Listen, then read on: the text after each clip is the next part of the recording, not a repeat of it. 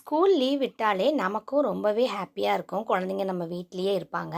அவங்களுக்கு வித்தியாசமாக இந்த மாதிரி ஈவினிங் ஸ்நாக்ஸ் செஞ்சு கொடுங்க. ரொம்ப ரொம்ப சூப்பராக இருக்கும். 10 நிமிஷத்தில் சுட சுட சூப்பராக இதை செஞ்சு முடிச்சிடலாம்.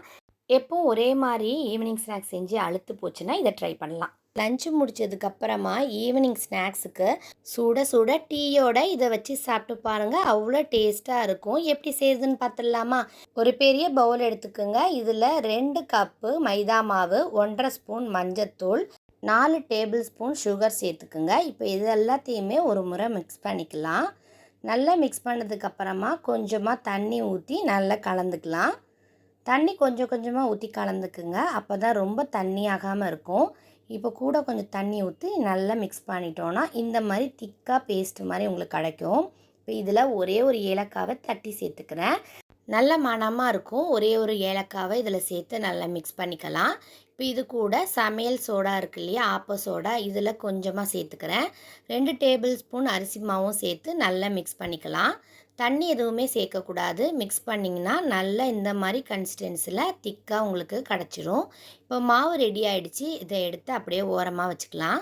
இந்த ரெசிபி பண்ணுறதுக்கு நேந்திர பழம் தான் நான் எடுத்திருக்கேன். நேந்திர பழம் நல்ல பழுத்ததாக இருக்கணும். இந்த பழத்தில் பண்ணும்போது தான் ரொம்ப டேஸ்ட்டாக இருக்கும். இது கேரளாவில் ரொம்ப ரொம்ப ஸ்பெஷலான ஒரு ஸ்வீட் ரெசிபி. இப்போ இந்த பழத்தை இந்த மாதிரி 2ஆக கட் பண்ணிவிட்டு இந்த மாதிரி நீல வாக்கில் கட் பண்ணிக்கோங்க. 4 பீசஸாக இதை கட் பண்ணிக்கலாம். கொஞ்சம் பொறுமையாக கட் பண்ணணும், இல்லாட்டா பழம் உடஞ்சிடும். அதனால் இந்த மாதிரி பொறுமையாக கட் பண்ணி எடுத்துக்கோங்க. இந்த நேந்திர பழத்தை வாங்கும்போதே ரொம்ப கொழ கொழன்னு இருக்கிறது மாதிரி வாங்கக்கூடாது. நல்லா உங்களுக்கு கனிஞ்சு இருக்கக்கூடாது, பழுத்து இருக்கணும். அப்போ தான் நமக்கு இது கட் பண்ண வரும். அதை மட்டும் நல்லா நம்ம பார்த்து இந்த வாழைப்பழத்தை வாங்கிக்கணும். இந்த பழத்தில் தோலை உரிச்சிட்டு அப்படியே நீள் வாக்கில் 2ஆவோ இல்லை 3ஆவோ கட் பண்ணி போடலாம். இல்லைனா இந்த மாதிரி பீசஸாக கட் பண்ணிக்கலாம். இப்போ இதை நம்ம ரெடி பண்ணி வச்சுருந்த அந்த மாவில் நல்லா டிப் பண்ணிவிட்டு நல்லா சூடாக இருக்கிற எண்ணெயில் போட்டு பொரிச்சு எடுத்துடலாம். இதுக்கு கடலை மாவு யூஸ் பண்ணக்கூடாது, மைதா மாவு தான் யூஸ் பண்ணணும். அப்போ தான் நல்ல டேஸ்ட்டாக நல்லாயிருக்கும். எண்ணெயில் போட்ட ஒரு 2 நிமிஷத்துலேயே திருப்பி போட்டிங்கன்னா சூப்பராக இன்னும் ஒரு 2 நிமிஷத்தில் ரெடி ஆகிடும். மொத்தமாக ஒரு 4 நிமிஷத்தில் இதை நீங்கள் பொரித்து எடுத்துடலாம். அவ்வளோதாங்க, சூப்பரான நேந்திர பழம் பஜ்ஜி ரெடி ஆகிடுச்சு. இதை கேரளாவில் பழம்பூரின்னு சொல்லுவாங்க. நான் ஒன்று எடுத்து ஓப்பன் பண்ணி காட்டுறேன் பாருங்கள்.